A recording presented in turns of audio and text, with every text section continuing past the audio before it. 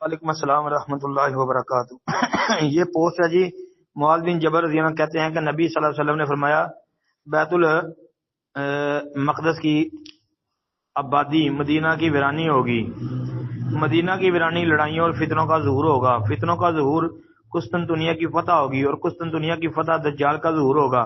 پھر آپ نے اپنا ہاتھ اس شخص یعنی معاذ بن جبل کی ران یا مونڈے پر مارا جن سے آپ بیان فرما رہے تھے، پھر فرمایا یہ ایسے ہی یقینی ہے جیسے تمہارا یہاں ہونا یا بیٹھنا یقینی ہے۔ ابو داود کا حوالہ دیا ہے 4294 نمبر حدیث۔ جی ابو داود کے اندر جو سند میں عبد الرحمن بن ثابت بن صوبان ہے، اس پر بعد نے کلام کیا ہے، اور اس کے علاوہ یہ روایت مسند احمد میں بھی 2 مقام پر موجود ہے، اور مسند احمد والی جو سند ہے اس کے متعلق ایک تو بات یہ ہے کہ عبد الرحمن بن ثابت بن صوبان وہی ہے جو مختلف ہی ہے، اگرچہ جمہور کے نزدیک وہ حسن الحدیث ہے، لیکن مقہول ان معاذ بن جبل، مقہول کا معاذ بن جبل سے سماع ثابت نہیں ہے، اچھا اس لیے سند ضعیف ہے۔ اور امام ذہبی رحمۃ اللہ علیہ نے میزان الاعتدال میں جو ہے اس کو کچھ حصے کو منکر قرار دیا ہے۔ پھر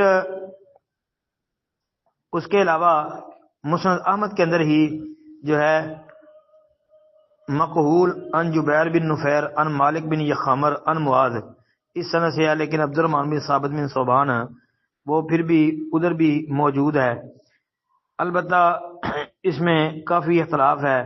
محدث زبیر رضی رحمۃ اللہ علیہ نے اس کو حسن کہا ہے، ابو داود کی تحقیق میں حسن یعنی حسن سے مراد حسن حدیث کو حسن کہا انہوں نے جی۔ بعد جو ہے وہ کہتے ہیں کہ یہ جو ہے موقوفاً صحیح ہے، یہ موقوفاً درست ہے۔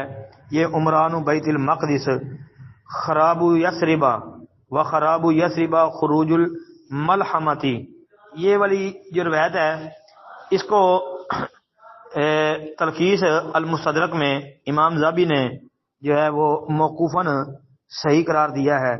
اسی طرح جو ہے اس کے متعلق اور بھی اہل علم و فضل کا یہی کہنا ہے کہ یہ موقوفاً ہی زیادہ درست ہے۔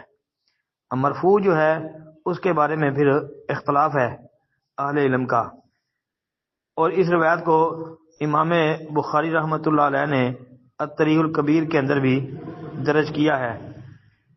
تو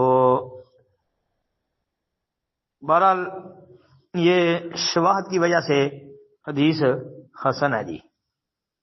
السلام علیکم ورحمۃ اللہ۔ السلام علیکم ورحمۃ اللہ وبرکاتہ۔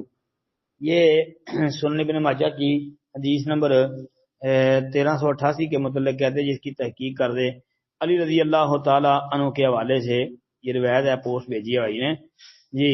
اس میں ہے جی کہ نبی علیہ السلام نے فرمایا جب نصف شعبان کی رات آئے تو اس رات کو قیام کرو اور دن کو جو ہے روزہ رکھو۔ اس رات اللہ تعالیٰ سورج کے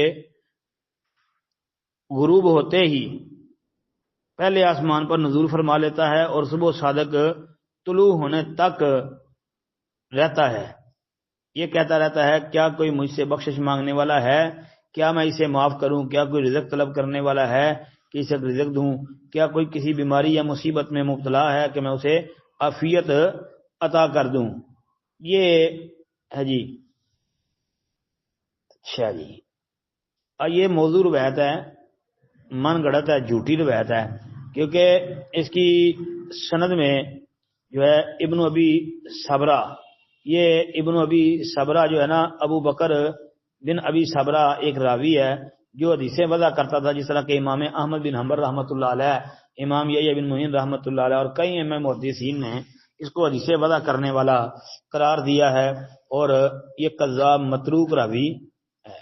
پھر اس سند کے اندر یہ ابن ابی صبرہ کا جو استاد ابراہیم بن محمد ہے، یہ ابراہیم بن محمد جو ہے پتہ نہیں کون ہے، اگر تو یہ ابراہیم بن محمد جو ہے اس سے مراد ابراہیم بن محمد بن ابی یحییٰ ہے تو پھر تو وہ کذاب ہے، اور اگر تو ابراہیم بن محمد بن علی بن عباس ہے تو پھر وہ مجہول الحال ہے۔